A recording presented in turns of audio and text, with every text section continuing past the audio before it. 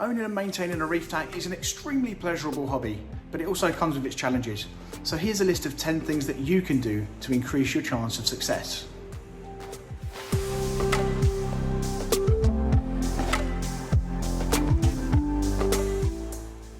Hi guys, welcome back to Paul UK Reefer. So as stated in the title, here is a list of some of the things you can do to increase your chances of success when keeping a reef tank. Please consider liking and subscribing to the channel if you like what I put out. There's usually videos each week. Let's get on to number one. So item number one on our list is research. It sounds a little bit boring. It absolutely pays dividends. Use YouTube and the internet to research as much as you can about keeping marine fish and corals. By doing this, it means that you're going to be well prepared when actually making your initial purchases, and you're going to buy equipment that you've researched and that you actually want to use, you understand how to maintain, and you can afford in the long run. It really is a useful tip to do this.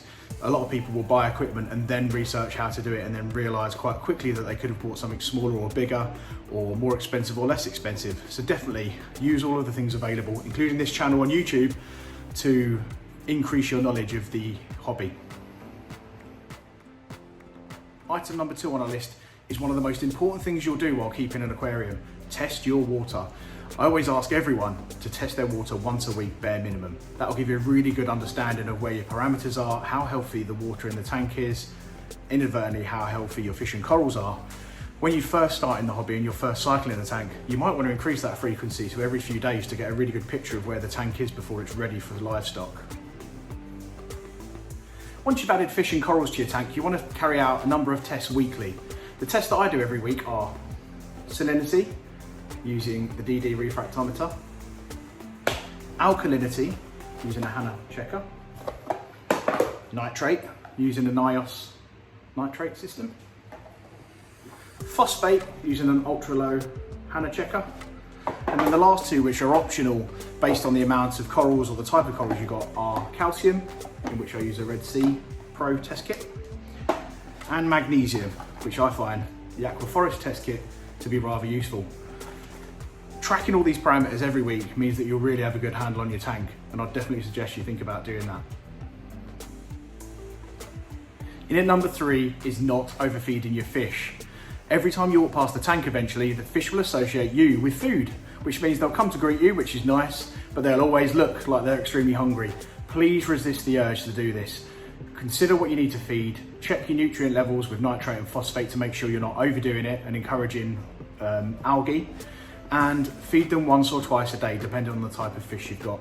I literally only feed my fish a sheet of nori every day and some flake.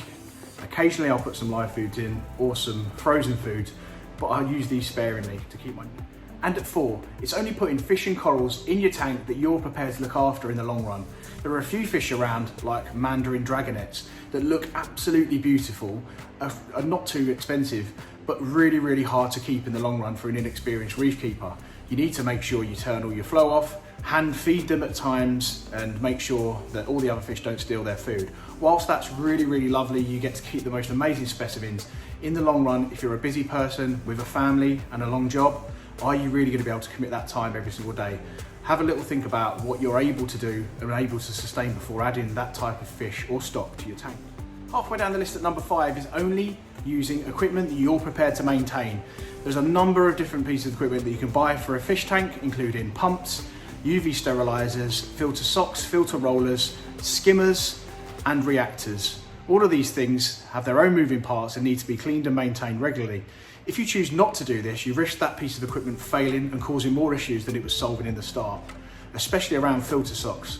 Whilst they're really good at polishing a fish tank, they're a lot of work and need to be cleaned every few days.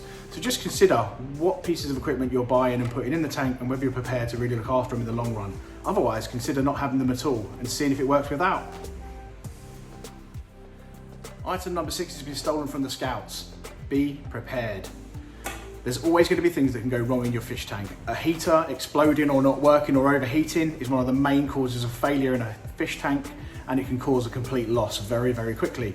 So my advice is to, if you can afford to, have a spare heater on hand to be able to replace a faulty one. You can also prepare by making sure that you're able to do a massive water change at very short notice, either by having mixed up salt water on hand or having the ability to do so with an RODI unit and a bucket of salt. Having these things will mean that you can change the chemistry in your water or replace a faulty heater and keep the lifeblood of the tank running. If you want to go further, you can look at mains power failures, because these happen, and when they do happen, the tanks tend to suffer during these. You could consider a generator, depending on how much you want to spend and how much your tank's worth. But always think about what could happen if it goes wrong. In at 7 is considering the use of a monitor or a controller.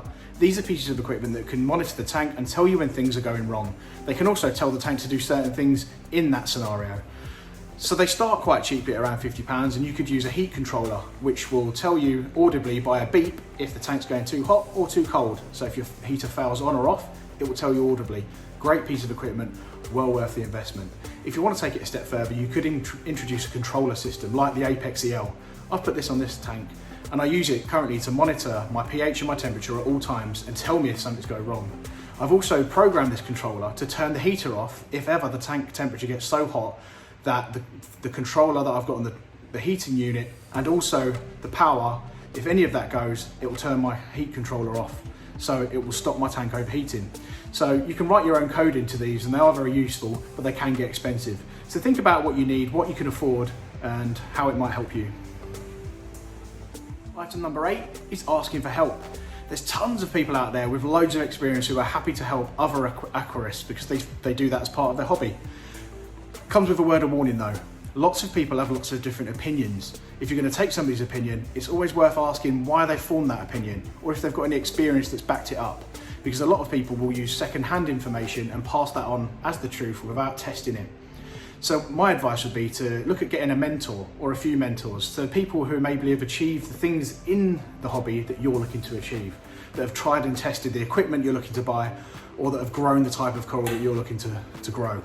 That will mean that they can give you first-hand experience that can be more relied upon than maybe just somebody in a random open forum who might not even keep a fish tank. So be prepared to ask for help, because you can't do this on your own, and I can't remember the amount of times that I've gone to a forum or to one of these YouTube videos to ask for help or ask questions on somebody's content that I know is doing it already. By the way, if you have that question yourself, feel free to comment below on this video. If it's anything to do with any of the stock that I've used before, I'll try and offer you my help as well. Nearly there. Number 9, catalogue your reef tank journey. When you add new livestock or corals, take photos and take video and keep them. They're really useful for looking back on to see how much things have grown over time. The pictures here are of corals that have grown only a couple of months apart, but you can see the differences in where the coral growth's going to. This is one of the reasons why I got into this hobby, and also for using YouTube for that sort of thing. It's a really good format and forum to publish your results. Same as with Instagram. It's definitely a place where you can show how well your corals are going, how different they look over time, and for yourself, because they don't grow overnight. It keeps you sane when you're looking at hopefully getting a long-term coral growth. You can track your progress as you go. And well done if you're still with me. Item number 10, enjoy the journey. Sounds cheesy, but it's absolutely the case. Enjoy every part of your reef tank. Perfection is never readily achieved.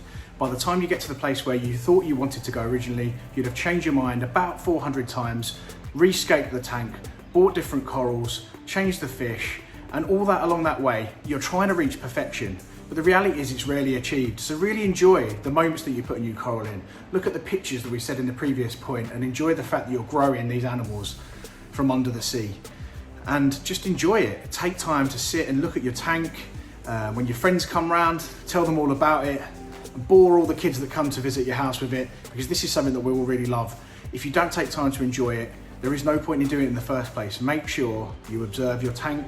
It's also good for making sure that everything's fine and healthy. So just remember that last piece. Enjoy it. It's a great hobby. If you like this, please like and comment, and I'll look forward to seeing you in the next video. Cheers.